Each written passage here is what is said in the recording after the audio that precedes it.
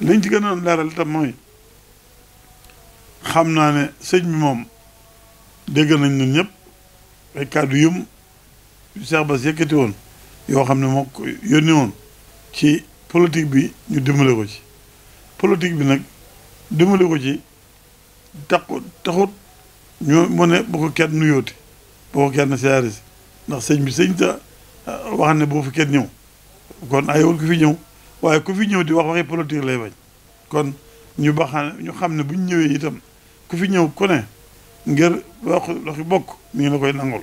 ku fi ñëw ngir fàttali kóllëre mi ngi la koy nangul ku fi ñëw ngir sëriñ bi mi ngi la koy nangul yooyu yëpp bu fi waaye ñëwee dana la ko nangul dana ko ànd ak yow ci wàllu politique bi moom bu ñu génnee nag nu waaye bëgg a def na nga defe na te bàyyi ti mu noppal ko ci politique bi moom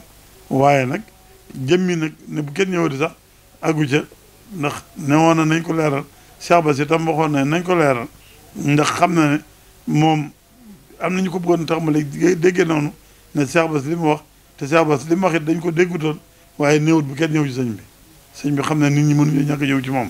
waaye nag ñëw politique loo ko wax politique wala ñëw fii ay caméra ñëw ay film yi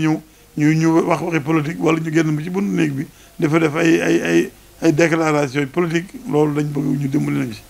te waxoon na ne politique bi liñ ciy def nañ génn dëkk bi ñu defee ko fa te dëkk bi warmay Tuubaa yi ñu boole ci sàmm ko sàmm dëkk bi ci politique loolu wax na ko waxati ko te leer na